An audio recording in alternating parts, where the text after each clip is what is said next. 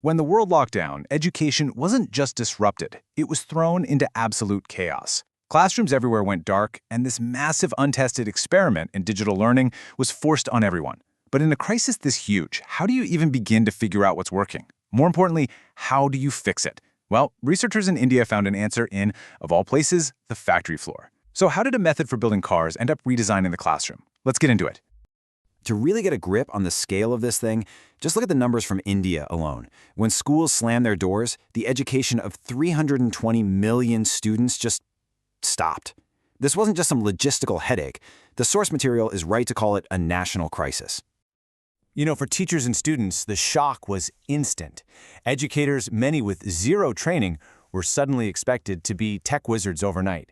And millions of students were basically cut adrift, left to manage their own learning in a world that had been completely turned upside down. So that's our starting point. An entire education system built over generations, practically shattered in just a few weeks. All the old rules were gone.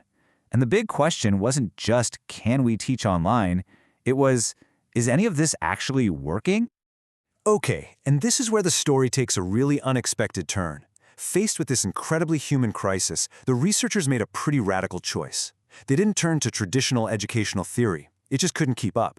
They needed something objective, something driven by hard data that could cut through all the noise and chaos. And they found it in industrial engineering.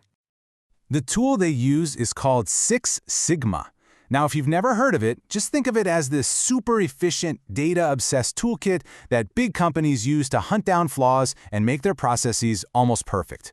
The whole idea is simple. If you can measure it, you can fix it. But, come on. Could a system designed for an assembly line really diagnose and fix a broken virtual classroom? At the heart of Six Sigma is this 5-step framework called DMAIC. And it's not just a list, it's more like a battle plan. First, you define the problem.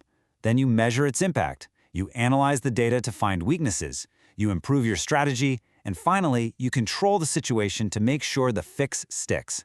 This is the exact plan the researchers used to take on the chaos.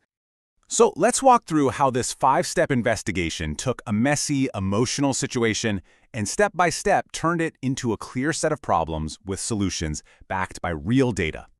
First up, define.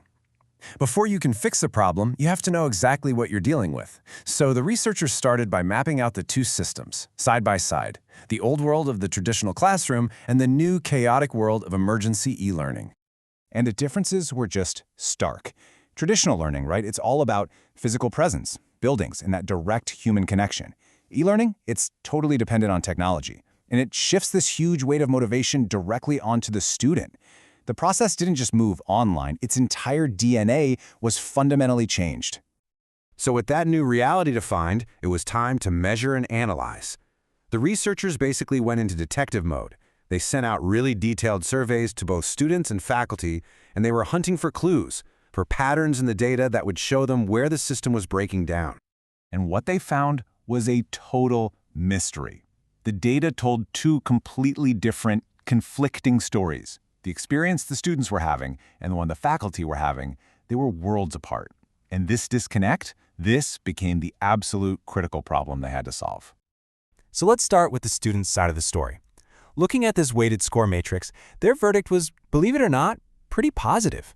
Once all the numbers were crunched, the number one finding was that students, overall, actually found online education to be useful. They were making it work.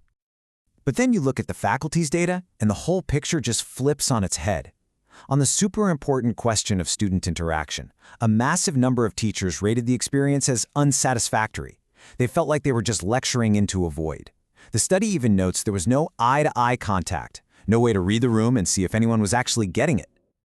So there's the core of the problem, this huge disconnect.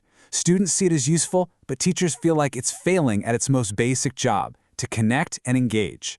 This is where the investigation pivots, from just diagnosing the problem to actually finding a cure, using that contradictory data to draw up a blueprint for a better system. Which brings us to step 4 of the battle plan, improve. Now that they had clear evidence of the problem, the researchers could propose a series of surgical strikes, really targeted solutions, designed specifically to close that gap between the student and faculty experience. And these weren't just vague ideas. They were concrete upgrades. Things like adding live chat to make it feel more like a real classroom discussion. Upgrading the tech, like digital pens and smart boards, to make teaching feel fluid again. And probably the most important one, giving teachers real training so they could actually master the tools they were being forced to use. And how did people react to these proposed fixes? It was an absolute landslide. A whopping 86% of everyone surveyed either agreed or strongly agreed with the plan. The data didn't just find the problem, it lit up a path forward that pretty much everyone could get behind. And that brings us to the final critical step in the process: control. This is where Six Sigma comes full circle. After designing all the improvements, the researchers needed one last number, a final quality score, known as a Sigma level for this new upgraded process. The final score was 2.6. Now, on the Six Sigma scale, where a 6 is basically perfection, 2.6 might not sound all that impressive, but trust me, that's completely missing the point. This isn't a grade on a report card. What a 2.6 Sigma level really means is that you've taken an unpredictable, chaotic storm and you've turned it into something manageable, something navigatable.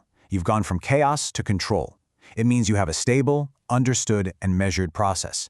No, it's not perfect, but it works.